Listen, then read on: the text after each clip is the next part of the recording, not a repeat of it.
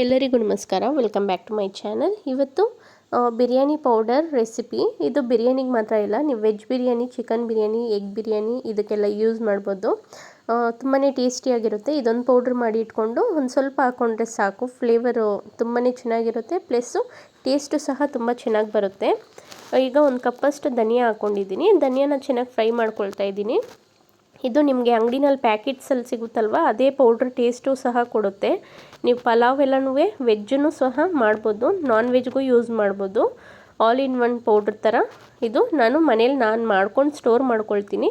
So ಅದನ್ನೇ ನಿಮಗೂ share ಮಾಡ್ತಾಯಿದ್ದೀನಿ. ನಿಮಗೇನಾದರೂ ಈ ವಿಡಿಯೋ ಇಷ್ಟ ಆಗಿದ್ದರೆ ಒಂದು ಲೈಕ್ ಮಾಡಿ ಮತ್ತು ಶೇರ್ ಮಾಡಿ ಈ ವಿಡಿಯೋನ. ಈಗ ನೋಡಿ, ಇದು ಫುಲ್ಲು ಫ್ಲೇವರ್ ಬರುತ್ತೆ. ಧನಿಯಾ ಹುರಿದಾಗ ತುಂಬ ಚೆನ್ನಾಗಿ ಗಮ್ಮಂತ ಸ್ಮೆಲ್ ಬರುತ್ತಲ್ಲ, ಅಲ್ಲಿಗಂಟ ಫ್ರೈ ಮಾಡ್ಕೊಳ್ಳಿ. ಫ್ರೈ ಮಾಡ್ಕೊಂಡಾದ್ಮೇಲೆ ಒಂದು ಪ್ಲೇಟ್ ಸಪ್ರೇಟಾಗಿ ಇಟ್ಕೊಂಡಿದ್ದೀನಿ, ಅದರಲ್ಲಿ ತಣ್ಣಗಾಗಕ್ಕೆ ಬಿಡ್ತಾಯಿದ್ದೀನಿ. ಈಗ ಸ್ಪೈಸಸ್ ಹಾಕ್ಕೊಳ್ತಾ ಇದ್ದೀನಿ.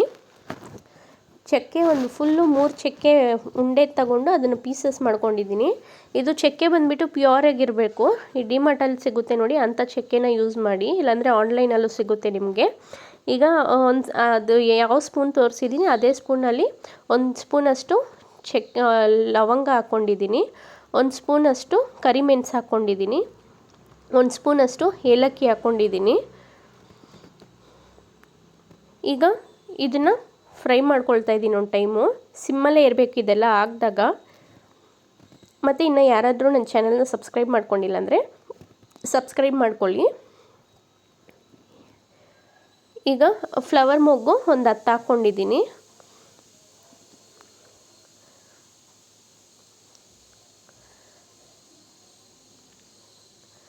ಮರಾಠ ಮೊಗ್ಗು ಅದೊಂದು 10 ಹಾಕ್ಕೊಳ್ತಾ ಇದ್ದೀನಿ.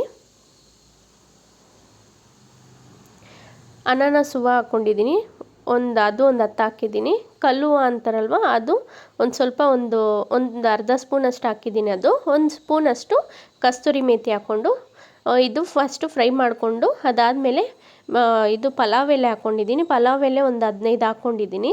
ಸಿಮ್ಮಲ್ಲೇ ಇಟ್ಕೊಂಡು ಚೆನ್ನಾಗಿ ಫ್ರೈ ಮಾಡ್ಕೊಳ್ಳಿ. ಫ್ರೈ ಮಾಡಿದಾಗ ಅದು ನಿಮಗೆ ಪಲಾವ್ ಎಲೆ ಅನ್ನೋದು ಫುಲ್ ಗರಿ ಬರುತ್ತೆ, ಅಲ್ಲಿಗಂಟ ಫ್ರೈ ಮಾಡ್ಕೊಳ್ಳಿ. ಅದನ್ನೂ ಎಲ್ಲ ಹಾಕಿ ಸ್ಪೈಸಸ್ಸು ಫ್ರೈ ಮಾಡಾದಮೇಲೆ ಪ್ಲೇಟ್ಗೆ ಇದನ್ನು ಹಾಕ್ಕೊಳ್ತಾ ಇದ್ದೀನಿ.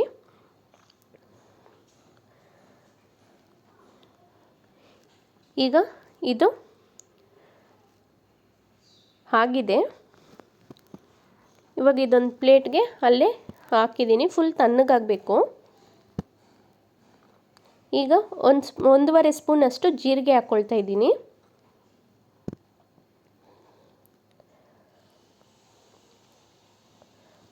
ಒಂದೂವರೆ ಸ್ಪೂನಷ್ಟು ಜೀರಿಗೆ ಹಾಕ್ಕೊಂಡಿದ್ದೀನಿ. 1 ಸ್ಪೂನಷ್ಟು ಸೋಂಪು ಹಾಕ್ಕೊಂಡಿದ್ದೀನಿ. ಸೋಂಪಲ್ಲಿ 2 ಥರ ಬರುತ್ತೆ, ತಿನ್ನೋದಂತನೂ ಒಂದು ಬರುತ್ತೆ ಸ್ವೀಟದು, ಇದು ಅಡುಗೆಗೆ ಯೂಸ್ ಮಾಡೋದಂತ.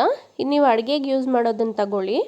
ಅದನ್ನು ಇವಾಗ ಅದೊಂದು ಸ್ಪೂನ್ ಹಾಕ್ಕೊಂಡು ಇದೆರಡೂ ಹುರ್ಕೊಳ್ತಾ ಇದ್ದೀನಿ.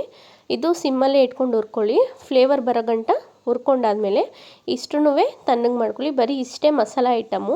ಇದನ್ನು ನೀವೆಲ್ಲ ಥರ ರೈಸ್ ಬಾತ್ಗೂ ಯೂಸ್ ಮಾಡೋದು. ಬಿರಿಯಾನಿಗೆ ವೆಜ್ ಬಿರಿಯಾನಿ ಮತ್ತು ಚಿಕನು, ಎಗ್ ಬಿರಿಯಾನಿ, ಬೇಕಾದರೆ ನೀವು ಮಟನ್ ಬಿರಿಯಾನಿಗೂ ಯೂಸ್ ಮಾಡ್ಬೋದು. ಇದು ನೀವು ಮಾಡಿ ನೀವೊಂದು ಬಾಟ್ಲಲ್ಲಿ ಸ್ಟೋರ್ ಮಾಡ್ಕೊಳ್ಬೋದು.